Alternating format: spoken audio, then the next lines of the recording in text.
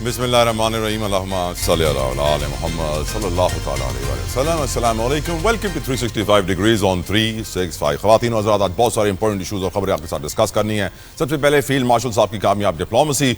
2 महीनों से कम वक्त में दूसरा दौरा अमेरिका उन्होंने किया है और यकीनन इस दौरे से बहुत सारी तवक्कुआत वाबस्ता हैं। हम ये जानते हैं कि यही डिप्लोमेसी है जिसकी वजह से मोदी और ट्रंप के ताल्लुकात आज तारीख के बदतरीन मकाम पर हैं। यही कामयाबी है डिप्लोमेसी के कि आज मोदी को अपने ही भारत में अंदर राहुल गांधी ने ऐसा टफ टाइम दिया हुआ है जिसकी कोई इंतहा ना हो, और लग ये रहा है कि अब मोदी की हुकूमत के ज्यादा दिन नहीं बचे हैं। जल्द ही मोदी को हुकूमत छोड़नी पड़ जाएगी। इसके ऊपर आज के प्रोग्राम में डिस्कशन करेंगे। पीटीआई सजाएं भी जारी हैं, एहतजाज की कॉल भी है। 14 अगस्त को पीटीआई ने एहतजाज करने का कहा है। किस तरह होगा ये एहतजाज, कौन करेगा ये एहतजाज, क्यों करेगा, क्योंकि यकीनन बहुत सारे इशूज पीटीआई को घिरे हुए हैं जिसमें लगता यह है कि पीटीआई कुछ कर नहीं पाएगी। साथ साथ पाकिस्तान में आज अक़लियतों का दिन है और आज के प्रोग्राम में हमारे साथ हमारी सिख बरादरी के रहनुमा हमें ज्वाइन करेंगे। हमारे पाकिस्तानी सिख भाई हैं, उनसे हम जानने की कोशिश करेंगे कि आखिर पाकिस्तान में माइनॉरिटीज़ कैसी ज़िंदगी गुजार रहे हैं, क्योंकि यकीनन हम ये जानते हैं कि भारत के अंदर जो मुसलमान हैं वो कितनी मुश्किलात का शिकार हैं। तो इस वक्त पाकिस्तान के अंदर जो हिंदू हैं वो कैसी ज़िंदगी गुजार रहे हैं ये भी आपको बताएंगे। सिख बरादरी की बात करेंगे, क्रिश्चियन कम्युनिटी की बात करेंगे।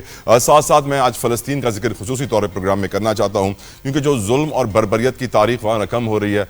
अल्लाह रहम फरमाए। हम सबको दुआएं करनी चाहिए रोज़ाना की बुनियाद पे, जितना हम कर सकें उनके लिए हमें ज़रूर करना चाहिए। तातरीन सूरत हाल ये है कि वहाँ पे एक सहाफ़ी थे अनस अल शरीफ, जो कि वहाँ से रिपोर्ट कर रहे थे अल जज़ीरा को, और उन्हें टारगेट किया गया है। जैसे ही उन्होंने पोस्ट लगाई उसके 10 मिनट के बाद उनके टेंट के ऊपर आके मिसाइल गिरता है। उनके साथ 4 और सहाफ़ी शहीद हो जाते हैं और ये शहीदों की फहरिस्त इस वक्त लाख के करीब है। 5 लाख लापता हैं फ़लस्तीन में, और इजराइल ने अपना प्लान बनाया हुआ है कब्ज़ा करने का, जबकि अब यूरोपीय ममालिक फ़लस्तीन को रियासत तस्लीम करने के लिए आगे आगे हैं। जर्मनी हो, फ्रांस हो, सब फ़लस्तीन को तस्लीम कर रहे हैं, जिसके बाद इजराइल पर प्रेशर बढ़ रहा है। इजराइल का अगला प्लान क्या होगा, यकीनन डोनाल्ड ट्रंप के सहारे के बिना तो वो कोई भी प्लान अपना नहीं कंप्लीट कर पाते, और डोनाल्ड ट्रंप से हमारी सिफारतकारी भी जारी है। अब देखना यह है कि क्या हालात पैदा होंगे, उसके ऊपर प्रोग्राम में बात करेंगे। और इससे भी एक अच्छी खबर, खैर अच्छी तो नहीं, अफसोसनाक खबर कहना चाहिए इसको। मैं हमेशा पाकिस्तान के मुआशी हालात पे जोर देता हूँ, और आज जब हमें मालूम पड़ता है कि पाकिस्तान मुआशी तौर पे बहुत मुश्किलात का शिकार इसलिए है कि हमारी हुकूमत चली कर्ज़ों पे रही है, हम चली उधार के पैसों पर हैं। हुकूमत सैलरियाँ अगर दे रही है तो IMF से पैसे लेके दे रही है, IPPs को पैसे दे रही है तो वो कर्जों के जरिए दे रही है। जितने हुकूमत खर्चे कर रही है, एक्सपेंडिचर सब कर्जों के थ्रू हो रहा है। ये सिलसिला चले जा रहा है और पाकिस्तान की मैशत भी चले जा रही है। गुफ्तगू करेंगे, प्रोग्राम में आगाज़ करते हैं। वेलकम करना चाहूँगा अपने पैनलिस्ट को। मेरे साथ मौजूद हैं पाकिस्तान तहरीक इंसाफ के सेनेटर डॉक्टर हुमायूं खान मोमन साहब। वालेकुम मोमन साहब, thank you so very much for your precious time. PMLN से अरबाब खिज़र हयात साहब मेरे साथ मौजूद हैं। अरबाब साहब बहुत बहुत शुक्रिया आपके वक्त के लिए, जज़ाकल्लाह खैर। हाफिज़ एहसान अहमद खोकर साहब किसी तारुफ के मोहताज नहीं है, माहिर कानून है, बहुत शुक्रिया हाफिज़ साहब आपके वक्त के लिए भी। और आगे चल के प्रोग्राम में गोपाल सिंह चावला भी हमें ज्वाइन करेंगे। Let's start the discussion with the ruling party. PMLN से गुफ्तगू का आगाज़ करते हैं और पहला सवाल ऑफ कोर्स फील्ड मार्शल साहब की डिप्लोमेसी में करना चाहता हूँ। आपकी नज़र में अरबाब खिज़र हयात साहब कितनी हद तक कामयाब हो गए हैं फील्ड मार्शल साहब अपने टारगेट्स अचीव करने में? दूसरा दौरा है 2 महीनों से कम वक्त में अमेरिका का, आपकी नज़र में कितना कामयाब है सर? देखिए, जहां तक फील्ड मार्शल साहब के दौरे का ताल्लुक है तो ये उनका दूसरा दौरा है और ये पाकिस्तान के लिए एक खुश आइन बात है। इस पर पूरी कौम को खुश होना चाहिए। मैं देख रहा हूं कि बाज़ टॉक शोज में और बाज़ मुख्तलिफ जगहों पे ये बातें चल रही है कि अमेरिका फील्ड मार्शल की बजाय प्राइम मिनिस्टर क्यों दी जाते हैं, फॉरेन मिनिस्टर क्यों दी जाते हैं। तो मेरे ख्याल में अगर हम इस बहस से अपने आप को निकाल दे, मार्शल भी पाकिस्तान के फील्ड मार्शल है, प्राइम मिनिस्टर भी पाकिस्तान के प्राइम मिनिस्टर है, ये तमाम जो इदारे हैं वो पाकिस्तान ही के इदारे हैं। तो उस पे मेरे ख्याल में हमें ये इन बहस पे नहीं चलना चाहिए कि इनको क्यों बुला रहे हैं और उनको क्यों नहीं बुला रहे हैं। हम पाकिस्तान की सोचेंगे, और इस वक्त पाकिस्तान मुस्लिम लीग नून और उसकी इत्तेहादी जमातें जो हैं तो वो पाकिस्तान के बेहतर मुस्तकबिल की सोच रही है। और जहां तक फील्ड मार्शल का ताल्लुक है तो उनको देखे उनको किस तरह के वो अवार्ड भी मिल रहे हैं, जो जब वो वहां चले जाते हैं US में, उनको ये तारीख में पहली मर्तबा हो रहा है कि सदर ट्रंप उनके एजाज में इशाया दे रहे हैं। तो देखिए, ये हमारे लिए एक बेहतर है और इससे हमारी इकॉनमी भी बेहतर हो रही है, मुल्क का मुस्तकबिल भी बेहतर हो रहा है, और दीगर भी इसके बहुत जल्द बहुत अच्छे असरात सामने आएंगे। तो इस पर पूरी कौम खुश है और पूरी कौम जो है इस वक्त पाकिस्तान मुस्लिम लीग नून और हमारी जो अस्करी क़यादत है उनकी साथ खड़ी है। इस वक्त आप देखिए कि हालात किस तरफ जा रहे हैं। اگر ہم دیکھیں، اگر ہم ان باتوں کے پیچھے پھرتے رہے کہ ان کو کیوں بلا رہے، ان کو کیوں بلا رہے، ان سے ہمیں پیچھے ہٹنا ہوگا ان باتوں سے. اس وقت جو دیکھیں نا، وہ تو ملک کی تو بہتری ہو رہی ہے، ملک تو صحیح سمت پہ جا رہا ہے. اس وقت دیکھیں، اس وقت میں خیبر پختونخوا کے دارالحکومت پشاور میں بیٹھا ہوا ہوں. یہاں میں اپنے گھر میں بیٹھا ہوا ہوں، میں گھر سے باہر نکلتا ہوں میں محفوظ نہیں ہوں. یہاں پر خیبر پختونخوا کے وزیر اعلیٰ جو ہے وہ محفوظ نہیں ہے. یہاں پر گورنر جو ہے وہ محفوظ نہیں ہے. سر وہ پی ٹی آئی والے پنجاب میں بھی یہی کہتے ہیں ارباب صاحب کہ ہم گھر سے نکلے تو ہم محفوظ نہیں، ہمیں اٹھا لیا جاتا ہے، ہمارے گھر میں گھس جاتے ہیں. دیکھا جائے تو کوئی بھی کہیں بھی محفوظ نہیں ہے آج کل. تو نہیں دیکھیں نا، وہ تو اب سیاسی باتیں کر رہے ہیں نا، کہ وہ تو سیاست ہے. اگر وہ نکلیں گے توڑ پھوڑ کریں گے، اگر وہ سرکاری املاک کو نقصان پہنچائیں گے، اگر وہ عسکری جو وہ ہے اس پہ حملے کریں گے، تو یہ تو دیکھیں ملک پر حملہ ہے، ملک پر قبضہ کرنے کی کوشش ہے. تو اس پر تو قانون ضرور حرکت میں آئے گا. لیکن یہاں پہ جو حالات ہے، یہاں پر تو امن و امان کی صورتحال خراب ہے. یہاں میں امن و امان کی بات کر رہا ہوں، یہاں میں دہشت گردی کی بات کر رہا ہوں کہ یہاں پر دہشت گردی کا ایک وہ لہر چل رہا ہے. آپ دیکھیں کہ آئے روز جو ہے تو ہمارے جوان شہید ہو رہے ہیں، ہمارے پولیس اہلکار شہید ہو رہے ہیں، عام شہری شہید ہو رہے ہیں. ان کا قصور کیا ہے کسی کو پتہ نہیں ہے کہ ہمارا کیا قصور ہے، لیکن وہ جوگ در جوگ شہید ہو رہے ہیں. اس کی وجہ یہ ہے کہ یہاں پہ ایک ناکام حکومت ہے، یہاں پر جو ہے ایک کٹ پتلی حکومت ہے. یہاں پر جو ہے تو ان کو جو ہے دھرنوں سے فرصت نہیں ہے. اور وہ جو حکومت وفاق میں ہے سر وہ کامیاب ہے، جو حکومت وفاق میں ہے وہ کامیاب ہے سر. بالکل جی. وفاق جو ہے تو وفاق اپنی، یعنی دیکھیں نا 18th امینڈمنٹ کے بعد تو تمام اختیارات صوبوں کو منتقل ہو چکے ہیں.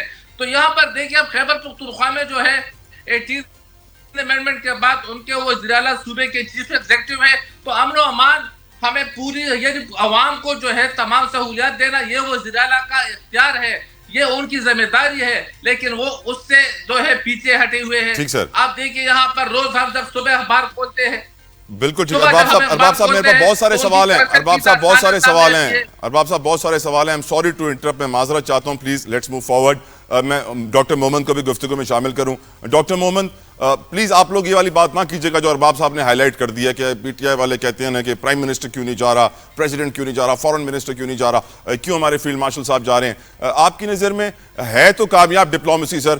مودی کو بھی ہم نے ٹائٹ کر دیا ہے، کشمیر کا ایشو بھی اٹھایا جا رہا ہے. آپ کیا کہیں گے مومن صاحب؟ بسم اللہ الرحمن الرحیم. ایاک نعبد و ایاک نستعین. دیکھیں اگر جس لحاظ سے ابھی بات ہو رہی تھی کہ یہ سارے ہمارے ادارے ہیں اور وہ جائیں یا یہ جائیں، ٹھیک ہے ایگری کرتا ہوں. تو پھر اس لحاظ سے پھر پارلیمنٹ میں وہ بیٹھے ہم بیٹھے اس سے بھی جو مرضی بیٹھے، پاکستان کے ادارے ہیں بیٹھ جائیں، ہمارے بیٹھنے کی ضرورت نہیں ہے. دیکھیں ایک چیز ہوتی ہے، ہر ایک چیز کا ایک طریقہ ہوتا ہے. پاکستان کے جو ہیں سر آنکھوں پہ، ان کا کام سر آنکھوں پہ، ان کی فتح ہماری فتح، ان کے جو انہوں نے کیا ہے سر آنکھوں پہ. اب بات آ جاتی ہے کہ اگر یہی سب کچھ ایک ادارے نے جا کے ریپرزینٹ کرنا ہے پاکستان کو، یا تو پھر مجھے ایک بات بتائے فورن آفس میں فورن منسٹر کا کیا کام، منسٹری آف کمیونیکیشن ہے یا جو بھی ہے اس کی کیا وہ ہے انفارمیشن، اس کی کیا حیثیت رہ جائے گی؟ کیا ہمیں اس کو بھی ختم کر دیں؟ سب اپنی ہے.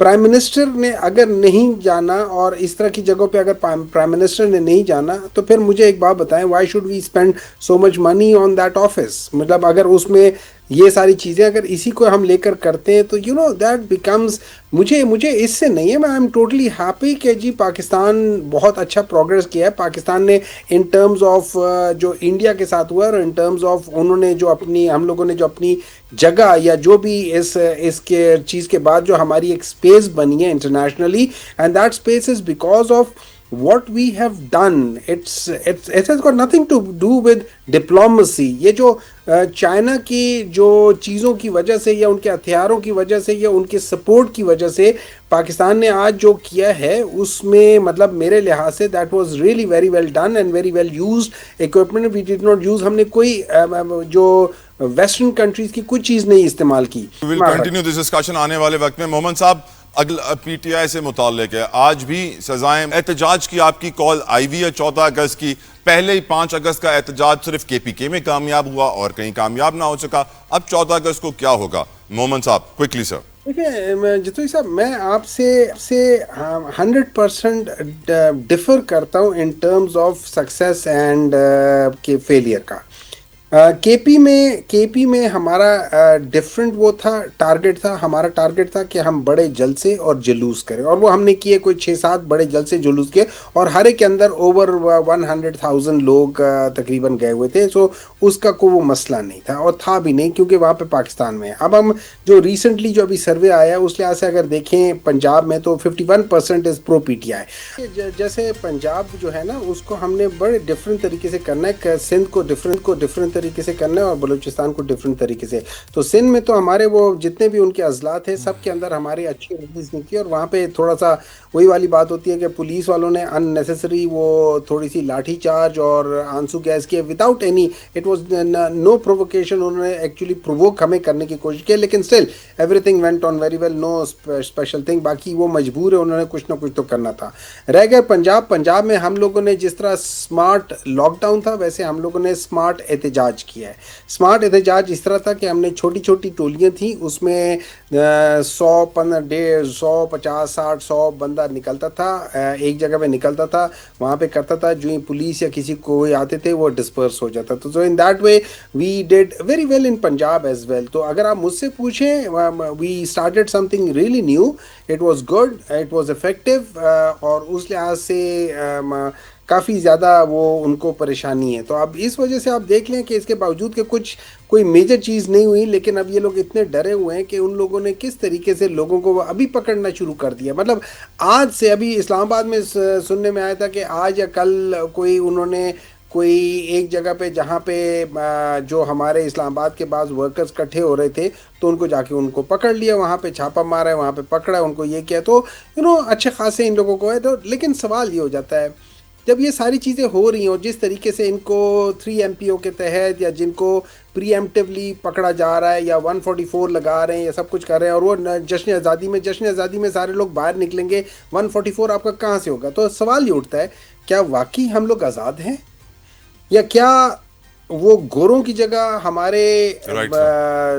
دوسرے قسم کے لوگ آ گئے، اور اب وہ یہ جو شریفس ہیں اور زرداریز ہیں، اب یہ لوگ ان گوروں کو ریپلیس کر کے یہ لوگ وہاں پہ وہی سب کچھ کر رہے ہیں جو گورے کر رہے تھے. بالکل تو ٹھیک. یہ سوال ہے، are we really free at this time? Point taken. علامی ارباب صاحب، آپ کی نظر میں کیوں حکومت پی ٹی آئی کو احتجاج سے روکتی ہے، اور کیا روکنے کا فائدہ ہوتا ہے، اور کیا 14 اگست کو بھی اسی طرح روکا جائے گا جس طرح پچھلے بار روکا گیا تھا؟ سر دیکھیں، ہمایوں صاحب ہمارے اچھے دوست ہیں، ہمارے بزرگ بھی ہیں، ان کی باتیں میں نے سنی، لیکن میں حیران ہوں کہ وہ کون سی دنیا میں رہ رہے ہیں. آپ نے دیکھا ہوگا کہ 9 مئی کو کیا ہوا تھا، بلکہ پوری دنیا نے دیکھا تھا. اس کے علاوہ ابھی یہ گفتگو کر رہے تھے کہ ابھی جو 5 اگست کو ان کا کوئی مظاہرہ تھا، وہ خان صاحب کی رہائی کے حوالے سے، کہ پتہ نہیں کیا تھا. تو اس پہ جو ہے تو پشاور کی میں بات کروں گا. پشاور میں تو ان کے ساتھ 500 لوگ نہیں نکلے تھے. ان کے وزیر اعلیٰ جو کہ وہ خود احتجاج کی وہ کر رہے تھے، قیادت کر رہے تھے. رنگ روڈ پہ وہ جا رہے تھے، میں خود وہاں سے گزرا تھا ان کے احتجاج سے تقریباً میرے خیال میں ایک آدھا گھنٹہ پہلے. وہاں پر تو مجھے درجن بھر لوگ بھی نظر نہیں آئے تھے، لیکن جب وہ وزیر اعلیٰ آ گئے تھے تو اس کے بعد جو ہے تو ان کے پاس میرے سوال یہ ہے، اتنے کم لوگ ہوتے ہیں تو اتنے سارے کنٹینر کیوں لگتے ہیں؟ دیکھیں، میں پشاور کی میں بات کروں، پشاور میں تو کنٹینر کہیں نہیں لگے تھے. پشاور میں تو میں نے کئی کنٹینر نہیں دیکھا تھا. ان کے جو وزیر اعلیٰ تھے ان کے ساتھ چند لوگ تھے. یہ میں آپ کو آن دی ریکارڈ بالکل سیاست سے ہٹ کر بتا رہا ہوں کہ اس وقت ان کی تعداد نہ ہونے کے برابر تھی.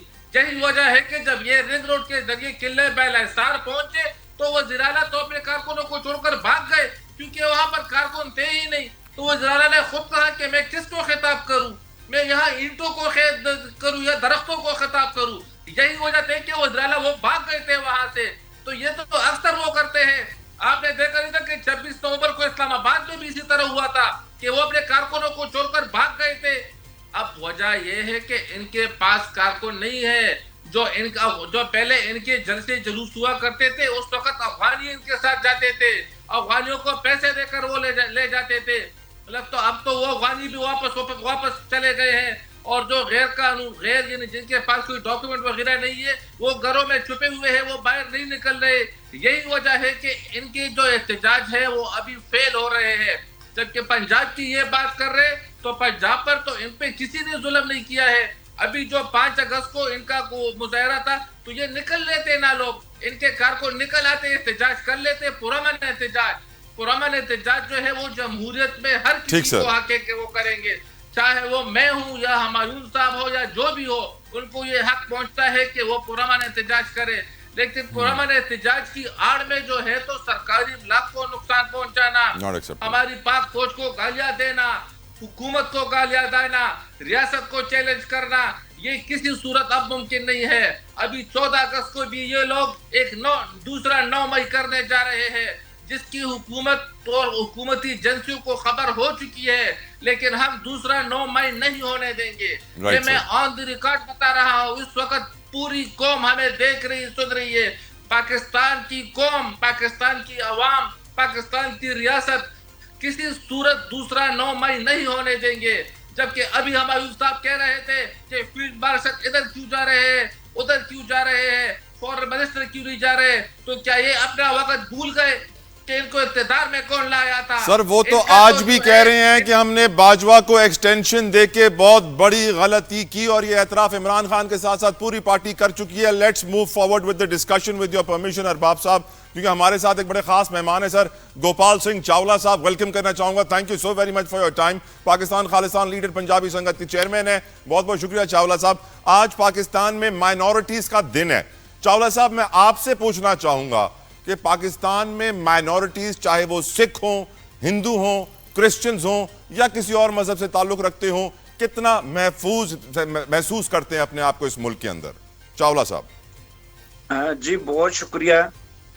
میں تو پہلے بھی یہ کہتا تھا اور میں آج بھی یہ کہتا ہوں, اور انشاءاللہ میں آخری دم تک یہ کہتا رہوں گا کہ پاکستان جو ہے یہ مینورٹیز کے لیے جنت ہے, اور اس میں کوئی شک نہیں ہے. کیونکہ میں ایز اے سکھ تو پاکستان کی تعریف کروں گا ہی کروں گا, کیونکہ یہ ہم پہ فرض ہے. کیونکہ پاکستان کی جو دھرتی ہے وہ ہمارے لیے پوجا کے قابل ہے. ہم یہاں پہ سر جھکاتے ہیں, گرو نانک صاحب کی دھرتی ہے یہ. اور جو یہ مینورٹی کا یہ جو ہفتہ منانے جا رہے ہیں, میں کہتا ہوں بہت اچھے اقدامات ہیں. پوری دنیا میں ہمارے جو ملک کو, ہمارے پڑوسی ملک جو بدنام کرنا چاہتے ہیں, جو کہتے ہیں کہ پاکستان میں مینورٹی آزاد نہیں ہے, یہ بالکل جھوٹ ہے. اور یہ جو مینورٹی کا جو ہفتہ منایا جا رہا ہے, میرا خیال ہے یہ ہمارے جو دشمن ہیں یا جو جھوٹ بولنے والے ہیں یا جو پاکستان کو بدنام کرنا چاہتے ہیں, یہ ان کے منہ پہ ایک بہت بڑا تماچا ہے. چاولہ صاحب, کبھی کسی نے آ کے زبردستی آپ کو مذہب تبدیل کرنے کے لیے کہا, کسی نے آ کے آپ کی حق تلفی کی, کوئی ظلم ہوا سکھ برادری کے اوپر, کبھی کوئی ایسی کمپلینٹ آئی سر؟ جی بالکل نہیں ہوا. اور میں یہ کہتا ہوں کہ جس طرح 1947 میں سکھوں اور مسلمانوں کو پری پلان لڑایا گیا تھا, تو اگر کسی اور ملک میں ایسے ہوتا تو میرا خیال ہے ہمارے جو مذہبی ہماری عبادت گاہیں ہیں ان کو بہت نقصان پہنچتا. مگر میں یہ فخر کے ساتھ کہتا ہوں, اور مجھے پاکستانی ہونے پہ ناز ہے, کہ ہماری جتنی بھی عبادت گاہیں ہیں وہ بالکل محفوظ ہیں, اور ہمیں پاکستان میں پوری طرح آزادی ہے, مذہبی آزادی ہے, ہر طرح کی آزادی ہے. میں ننکانہ صاحب کا رہنے والا ہوں. یہاں پہ ہماری اتنی زیادہ سنی جاتی ہے کہ یہاں کے جو میجورٹیز ہیں وہ آ کے ہمیں کہتے ہیں کہ ہمارے یہ کام کروا دو, ہمارے یہ کام کروا دو, کیونکہ مینورٹی کی زیادہ سنی جاتی ہے. تو میرے پاس الفاظ نہیں ہیں کہ میں کس طرح اس کے کروں. میں ایک ریکویسٹ آپ کے پروگرام کے تحت یہ کرنا چاہتا ہوں بالا وان کو, کہ ہماری پاک آرمی جو ہے اس کے بغیر پاکستان کا گزارا نہیں ہے. کیونکہ ہمارے ملک میں اتنے ہمارے ناسور ہیں, اتنے ہمارے دشمن ہیں, انڈیا کے پیدا کیے ہوئے اتنے لوگ ہیں یہاں پہ, کہ اگر آرمی انوالو نہیں ہوگی تو ہمارا بلوچستان بھی ٹوٹے گا, ہمارا کے پی بھی ٹوٹے گا, ہمارے بہت سارے ہمیں مسئلوں کا سامنا ہوگا. اس لیے آرمی کی ہر چیز میں مداخلت جو ہے وہ ہمیں محفوظ رکھتی ہے. مگر میری ہاتھ جوڑ کے یہ بینتی ہے کہ عمران خان کو بھی آن بورڈ لینا چاہیے, اور ہم سب کو مل کے ہی پاکستان کو چلانا چاہیے, کیونکہ پاکستان ہے تو ہم ہیں. اور میں یہ جو ہمارا یہ 2025 ہے, میں کہتا ہوں یہ ہمارا ونر سال ہے. اس میں ہم نے دشمن کو شکست دی ہے, اور میں کہتا ہوں کہ اب ہمیں ایک ہونا چاہیے اور ہمیں اسی طرح دشمن کا مقابلہ کرنا چاہیے. بالکل ٹھیک. اب میں سوال رکھنا چاہوں گا محمد صاحب آپ کی طرف. آپ کی نظر میں پاکستان میں مائنورٹیز کا کیا مقام ہے؟ دیکھیں ان جنرل تو پاکستان کے اندر مائنورٹیز جیسے ابھی کہا ہے تو چاولہ صاحب نے، تو مائنورٹیز از ڈوئنگ ویل. ہاں یہ ضرور ہے اس سے بہتر بھی ہو سکتا تھا.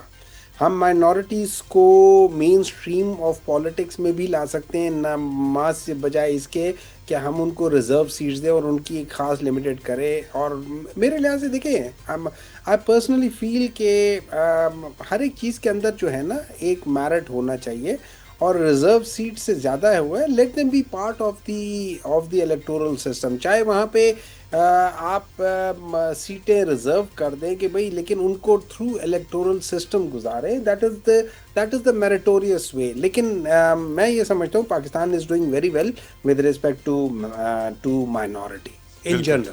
بالکل ٹھیک. ہاں بالکل ٹھیک. دیکھیں ابھی بات ہوئی تھی، انہوں نے کہا تھا کہ پاکستان کی آرمی کا ایک بہت رول ہے. اس میں کوئی شک نہیں ہے، پاکستان کی آرمی کا ایک رول ہے ان سیکیورٹی آف پاکستان. اور پاکستان آرمی کا اس چیز میں رول ہونا چاہیے کیونکہ وہ آئیز اور ایئرز آف پاکستان ہے، اور اس کے علاوہ مسلز آف پاکستان ہے. تو آنکھیں اور وہ چیز جو ان کے انٹیلیجنس ادارے اور مسلز جو ان کی فورس ہے، اس کے بغیر دنیا کا کوئی ملک سٹیبل نہیں ہوتا. Correct. کوئی چل نہیں سکتا. بالکل ٹھیک. لیکن سوال اٹھتا ہے ایز اے ڈیموکریٹ میرا سوال اٹھتا ہے، کیا اس کا مطلب ہے کہ ہم ان کو پولیٹیکل مینیورنگ میں آنے دیں، اور یا پھر اگر پولیٹیکل مینیورنگ سے ہم ایک سٹیپ آگے چلے جاتے ہیں، کیا ان کو پالیٹکس میں ان کو حصہ دے دیں so that they are part of the political system? تو کیا یہ ساری چیزیں ٹھیک ہے یا نہیں ہے؟ اس پہ آ کے بالکل بات کریں. میں یہ سمجھتا ہوں اگر ہم لوگوں نے دیکھیں، ایک ہو جاتا ہے کہ آپ ڈر کے مارے میں کچھ بات کر رہے ہیں، ایک ہوتا ہے کہ آپ اصول پہ بات کر رہے ہیں. اگر آپ ڈر کے مارے بات کریں جیسے آپ لوگوں نے مونیومنٹ بنائے تھے، تو پھر اس میں کچھ کہہ نہیں سکتا کیونکہ پھر آپ کی جو ساری خواہشیں وہ خوف کے بیسس پہ. لیکن اگر آپ ایک اسٹینڈ لے کر کرتے ہیں تو وہ پرنسپل اسٹینڈ میں جب آپ لیتے ہیں تو اس کا تھوڑا سا ذرا ڈفرینٹ پوائنٹ آف ویو آ جاتا ہے، اور اس کو ایڈریس کرنے میں کوئی برائی نہیں ہے کیونکہ وہ کوئی بری بات نہیں ہے، وہ کوئی غلط بات نہیں ہے. اس کو ہمیں ڈسکس کرنا چاہیے اور ایک دفعہ ڈیسائیڈ کر لیں کہ ہم نے چلنا کس طرف ہے. کیا ہم لوگ صحیح معنوں میں ڈیموکریسی کرتے ہیں، یا پھر ہم لوگ ختم کرتے ہیں ڈیموکریسی کو اور ہم کائنڈ آف اتھارٹیرین رجیم لے، اور نہیں منارکی نہ سمجھے، اتھارٹیرین کر لے یا بینیولنٹ ڈیسپوٹ کی طرف چلے جائیں اگر ہم اس لحاظ سے کرنا چاہتے ہیں. لیکن آپ ڈیسائیڈ کر لیں کہ آپ نے کرنا کیا ہے. آپ مطلب یہاں پہ پولیٹیشین بھی اپنے آپ کو کہہ رہے ہیں، وہ بھی کر رہے ہیں، اور ساتھ دوسری چیزیں کریں. میں سم ہاؤ مجھے یہ چیز سمجھ نہیں آتی، لیکن دین مے بی میرا دماغ اس طرح سیٹ نہیں ہے، تو اس وجہ سے مجھے بعض چیزیں عجیب سی لگتی ہیں. لیکن اس کا یہ ہرگز مطلب نہیں اگر میں کسی چیز کا تنقید کرتا ہوں، یا اگر میں آپ کی تنقید کرتا ہوں یا کسی اور کی تنقید کرتا ہوں، میرا ہرگز مطلب یہ نہیں ہوتا کہ میں اس کے خلاف ہوں. تنقید کا مطلب ہوتا ہے میں اس کی اصلاح کرنا چاہتا ہوں. اصلاح کرنے کے لیے بالکل ایگزیکٹلی بالکل ٹھیک. علامی ارباب صاحب، آپ کی نظر میں پاکستان میں آج اقلیتوں کا کیا مقام ہے سر؟ دیکھیے اقلیتوں کو ابھی جو ہمارے بھائی نے تو بہت اچھی باتیں کی کہ یہاں پر اقلیتوں کو جو ہے ان کا پورا خیال رکھا جا رہا ہے. ابھی جو ہماری جو کانسٹیٹوینسی ہے تو یہاں پر تو پشاور جو یونیورسٹی ہے یہاں ہماری، تو اس میں یہ جو اقلیتی برادری ہمارے کرسچن بھی ہے تو ان کا بہت خیال یہاں رکھا جاتا ہے. یہاں پر پشاور میں باقاعدہ ایک گرجا گھر بھی ہے، وہاں کی باقاعدہ سیکیورٹی کا انتظام ہوتا ہے. وہاں پر ایسے کوئی وہ نہیں ہوئے ہیں کہ یعنی کوئی ایسا واقعہ ان کے ساتھ ہوا ہو یا ان کے ساتھ کسی قسم کی کوئی زیادتی ہو رہی ہو. تو جو حکومتیں ہیں میرے خیال میں صرف پاکستان مسلم لیگ نون کی حکومت کی میں بات نہیں کر رہا ہوں، یہاں پہ جتنی بھی حکومتیں گزری ہیں وہ سب ان کا بہت احترام کرتی ہے، ان کو قدر کی نظر سے دیکھتی ہے. اور جہاں ابھی آپ دیکھیں کہ جو الیکشن ہوا ہے ابھی حال ہی میں، تو یہاں پر پاکستان مسلم لیگ نون نے جو ہے تو وہ جو اقلیتی جو ہمارا نشست یہاں پہ، تو وہ ہم نے JUI کو دے دی کہ آپ بالکل آ جائیں. یعنی ایک افہام و تفہیم کے ساتھ اس پہ ہم نے الیکشن ہی نہیں کروایا اور وہ سیٹ ان کو ہم نے چھوڑ دی. تو یہاں پر جو ہے تو اقلیتوں کو بڑی احترام کی نظر سے دیکھا جاتا ہے. رائٹ. بہت بہت شکریہ چاولہ صاحب. ایک دفعہ کا قصہ ہے کہ ایک شخص کو دبئی سے برطانیہ 3 لاکھ پاؤنڈ لے جانے تھے. اگر وہ 3 لاکھ پاؤنڈ کیش رکھ کے لے جاتا تو وہ مشکل میں پڑ جاتا ہے ایئرپورٹ کے اندر. کیا پیسہ کہاں سے لائے ہو، کس کا ہے، کیسے، کیوں، بہت سارے سوالوں کے جواب دینے پڑتے. اس نے کیا کیا، اس نے ایک مہنگی گھڑی خریدی، اپنے ہاتھ پہ سجائی اور وہ گھڑی پہن کے جہاز میں بیٹھ گیا جس کی قیمت کو 3.5 لاکھ پاؤنڈ کے قریب تھی. اور جب وہ لنڈن پہنچتا ہے تو اس کو اسی گھڑی کے اور زیادہ پیسے مل جاتے کیونکہ وہ ماڈل لنڈن میں شارٹ تھا, دبئی میں اس وقت اویلیبل تھا. تو گھڑیوں کے ذریعے بڑی بڑی رقوم کی منتقلی دنیا بھر میں لوگ کرتے ہیں, منی لانڈرنگ کے لیے, پیسے کو چھپانے کے لیے, اور بھی بہت ساری وجوہات کے لیے. ساتھ ساتھ ہم یہ بھی جانتے ہیں کہ پاکستان میں گھڑیاں ہمیشہ خبروں میں رہی ہیں. اب یہ عمران خان کی توشہ خانہ والی گھڑی جس کے لیے عمر فاروق ظہور صاحب کہتے ہیں کہ انہوں نے $20 لاکھ دیے, $2 ملین فرا صاحبہ کو, یعنی 50 کروڑ سے اوپر کی گھڑی. اندازہ کیجئے. حقیقت یہ ہے کہ پاکستان کے جو ایلیٹ ہیں, جو سیاستدان, اشرافیہ, خاص طور پہ جن کا تعلق موروثی سیاست سے ہے, جن کے والد وزیر اعظم ہوں, جس طرح ہم جانتے ہیں کہ یوسف رضا گیلانی صاحب جو آج کل تو چیئرمین سینٹ ہیں, سابق وزیر اعظم ہیں. نااہل عدالت نے ان کو اس لیے کیا تھا کیونکہ انہوں نے سوئس حکام کو خط نہیں لکھا تھا کہ وہ سوئس اکاؤنٹس میں رکھا ہوا کالا دھن پاکستانیوں کا عام کریں, سب کو بتائیں, لیکن ان کو پھر نااہل کر دیا گیا. آج خبر یہ آئی ہے کہ ان کے صاحبزادے عبدالقادر گیلانی جو اسپین میں گھوم رہے تھے, بارسلونا میں گھوم رہے تھے, اور انہوں نے سوچا کہ پاکستان تھوڑی نہ ہے, یہ تو دنیا کا ترقی یافتہ حصہ ہے, یہاں تو میں محفوظ ہوں, اور انہوں نے اپنے ہاتھ پہ سجائی ہوئی تھی تقریباً کوئی 2 کروڑ روپے کی گھڑی جس کی قیمت بتائی گئی ہے کوئی 56,000 یورو, گولڈ پلیٹڈ تھی. اور پھر وہ آ کے وہاں پہ گن پوائنٹ سے ان کے اور ان کے دوستوں سے سارا سامان لے گئے, موبائل فون بھی لے گئے, گھڑیاں بھی لے گئے, اور پھر گھڑی اتنی مہنگی تھی کہ انہوں نے پولیس میں رپورٹ کی. اور پھر ایک بیان بھی سامنے آیا, ان کی ویڈیو سوشل میڈیا پہ چل رہی ہے, جس میں وہ بتا رہے ہیں کہ 13 سال پہلے لی تھی, اس وقت قیمت کم تھی, اب قیمت بڑھ گئی. لیکن یہاں پہ جو چیز میں آپ کے سامنے رکھنا چاہتا ہوں, ارباب صاحب سے ڈسکس کرنا چاہتا ہوں, کہ پاکستان میں ایک بڑا خطرناک کیپٹلسٹک معاشی نظام ہے جس میں رئیس تر اور غریب تر ہوتا جا رہا ہے. زیادہ لوگ جو پاکستان کی آبادی کا آدھے سے قریب حصہ ہے, آدھے سے زیادہ حصہ ہے, وہ 2 وقت کی روٹی سے محروم ہے. 12 کروڑ کے قریب یہ لوگ ہیں جو غربت کی لکیر سے نیچے رہ رہے ہیں زندگی میں. ارباب صاحب, کیا پاکستان ایسے ہی چلتا رہے گا سر کہ غریبوں کی تعداد میں اضافہ ہوتا رہے اور رئیسوں کی گولڈ پلیٹڈ ڈائمنڈ سٹڈڈ واچز میں اضافہ ہوتا رہے؟ کیا وہ دن آئے گا کہ جب غربت میں کمی آئے گی اور ڈسٹریبیوشن آف ویلتھ کے اوپر, زر کی تقسیم کے اوپر بھی حکومت کی توجہ آئے گی, یا پھر ہم اسی طرح جیتے رہیں گے اس ملک کے اندر؟ ارباب صاحب دیکھیں, جو توئی صاحب یہ آپ نے گھڑی کی بحث چھیڑ دی ہے, تو میرے خیال میں اس سے ہمارے جو پیٹرز تھے وہ ناراض بھی ہوتے ہیں کہ گھڑیوں کا ذکر مت کیا کرے. لیکن چلے, ابھی آپ نے چھیڑ دی ہے تو میں آپ کو ذرا گھڑی کی حقیقت. آپ کے پاس مہنگی گھڑی کون سی ہے ارباب صاحب؟ میرے پاس تو گھڑی ہے ہی نہیں, جو توئی صاحب میں نے کبھی زندگی میں گھڑی پہنی ہی نہیں ہے. لیکن آپ گھڑی کی ذکر کر رہے ہیں تو میرے ایسے دوست احباب ہیں جو کہ سیاستدان نہیں ہے, نہ ہی سیاست کے ساتھ ان کا کوئی تعلق ہے. یہ 2-3 کروڑ کی گھڑیاں تو وہ بھی پہنے ہوئے ہوتے ہیں. آج کل تو میرے خیال میں ایسے ہمارے پشاور میں ایسے دکانداروں کی میں بات کروں گا, ان کے ساتھ بھی یہ گھڑیاں ہوتی ہے, ان کی قیمت 1 کروڑ 2 کروڑ ہوتی ہے. تو آج کل تو میرے خیال میں یہ کوئی خاص بات نہیں ہے جس سے اتنا بڑا واویلا بنا ہوا ہے کہ عبدالقادر نے جو ہے تو ان کی گھڑی کروڑ یا 2 کروڑ کی ہوگی. یہ اتنی خاص بات نہیں ہے. تو میرے خیال میں جہاں تک آپ کی باقی وہ غربت کی بات ہے, تو میرے جو اپنا میں سوچ رہا ہوں, یہاں پر پشاور کی میں بات کروں گا, یہاں پر ہم اکثر پہلے ہم ایک اعلان کرتے تھے گاؤں میں, مسجدوں میں, کہ یار آئے یہ ادھر ایک چینی کی قیمت بڑھ گئی ہے, یہاں پر روٹی کی قیمت بڑھ گئی ہے, یا یہاں پہ پیٹرول مہنگا ہو گیا ہے, اس طرح کی, یا بجلی کی قیمت بڑھ گئی ہے. تو لوگ نکل آتے تھے ہمارے ساتھ, ہم جلسے جلوس کرتے تھے, روڈ بلاک کر لیتے.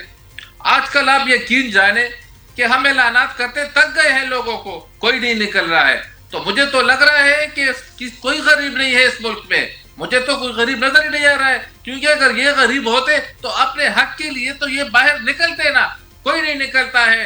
اور باقی جو ہے تو باقی ملک کے جو حالات ہیں تو وہ بہتری کی جانب جا رہے ہیں, اور انشاءاللہ بہت جلد 1 سال ہمیں, میرے خیال میں آپ کے پروگرام ہی میں نے کہا تھا کہ ہمیں 1 سال اور جو ہے وہ ذرا برداشت کرنا پڑے گا. اللہ کرے آپ کو 1 سال نہیں سر 10 سال اور ملے, لیکن سب کو برابر کا رئیس کر دیں. آپ نے کہا غربت تو کم ہی ہے, سب کے پاس ہی ہے. یہ گڑیاں تو ہر کسی کے ساتھ, وہ میرے پاس نہیں ہے نا, آپ نے مجھے دلوانی ہے 1 سال کے بعد جب معاشی حالات اچھے ہو جائیں گے. خیر آگے مومن صاحب کا بھی میں اس پہ جواب جانوں. مومن صاحب, عبدالقادر گیلانی صاحب کی 2 کروڑ کی گھڑی اسپین بارسلونا میں چوری ہو جاتی ہے, گولڈ پلیٹڈ 53,000 یورو کی. کیا یہ عام سی بات ہے سر, ہر کسی کے ہاتھ میں 1-2 کروڑ کی رولیکس ہونا, گولڈ پلیٹڈ گھڑی ہونا پاکستان میں, یہ عام سی بات ہے آپ کی نظر میں مومن صاحب؟ انگریزی میں کہتے ہیں ایزی کم ایزی کو, ٹھیک ہے. اچھا دیکھیں, as far as you can justify your income, your tax, آپ اس کا جو منی ٹریل ہے وہ دے سکتے ہو، اس کے اوپر ٹیکس دیا جاتا ہو، پھر اس سے کوئی فرق نہیں پڑتا یہاں پہ اسلام آپ کو کیا ہدایات دیتا ہے، وہ اپنی جگہ پہ وہ میں کر رہا ہوں، لیکن میں پرنسپل بات کر رہا ہوں ایز اے پرنسپل یہ ہے کہ اگر آپ اپنے سارے لوازمات جو خاص طور پہ میں اسلام کو فی الحال ہٹا دیتا ہوں، لیکن میں فی الحال یہ کہتا ہوں کہ اگر آپ اپنے منی ٹریل صحیح بتا سکتے ہیں، آپ اپنی انکم کو صحیح ڈکلیئر کر سکتے ہیں، آپ اس کے اوپر ٹیکس صحیح دے رہے ہیں، آپ کس طریقے سے آپ کی گروتھ ہوئی ہے، اگر وہ ساری چیزیں آپ بتا سکتے ہیں تو پھر اس میں 2 کروڑ اور 3 کروڑ ہو، اللہ آپ کو نصیب کرے، اس کا کوئی پرابلم نہیں ہے۔ پرابلم آتی ہے جب جیسے 2008 اور 2013 کے درمیان میں پورا پاکستان کی جو بزنس ویلیو ہے وہ نیچے جا رہا تھا، لیکن 2 گروپ ہے، ان دونوں نے اتنا زیادہ کمایا ہے جو کہ آؤٹ آف پروپورشن تھا، مطلب سارے بزنسز ایک طرف تھے اور یہ 2 بینکس میں اور یہ ایک بزنس گروپ الگ تھا۔ جب ہم ان چیزوں کو دیکھتے تو بہت سوالات اٹھنے شروع ہو جاتے ہیں، یہ جسٹیفیکیشن، یہ ساری چیزیں کیا ہم کر سکتے ہیں، نہیں کر سکتے ہیں۔ میرا صرف یہ ایک سمپل سی بات ہے کہ اس کے بعد ہے نمبر 2، اگر میں باہر پراپرٹی بناتا ہوں، جہاں مرضی بناؤں، میں ون ہائٹ پارک لیتا ہوں یا جو بھی ہے یہ ہیون فیلڈ لیتا ہوں، اس میں کوئی پرابلم ہونی نہیں چاہیے ایز فار ایز میرا منی ٹریل ٹھیک ہو۔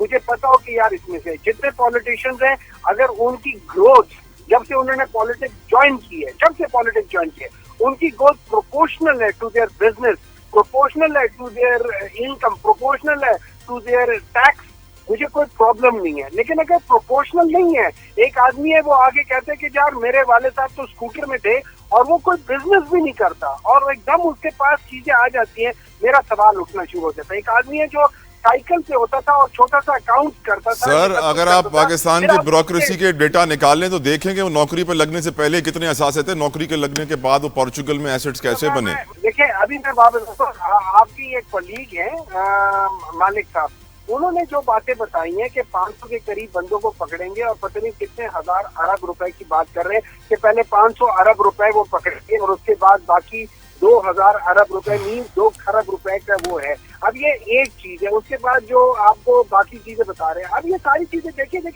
بیوروکریسی بغیر پالیٹیشین کے اور پالیٹیشین بغیر بیوروکریسی کے یہ چوریاں نہیں کر سکتے۔ یہ انفارچونیٹلی یہ ایک دوسرے کے ساتھ ملے ہوئے ہوتے ہیں ان چیزوں میں، اس جگہ پہ ہمیں چیک کرنا پڑے گا۔ پھر مجھے ایک بات بتائیں، آپ نے خود بتا دیا کہ یار تم 10 ارب روپے کی چوری کرو، پھر پلی بارگین کر دو، 6 ارب روپے واپس کر دو اور 4 ارب روپے رکھ لو۔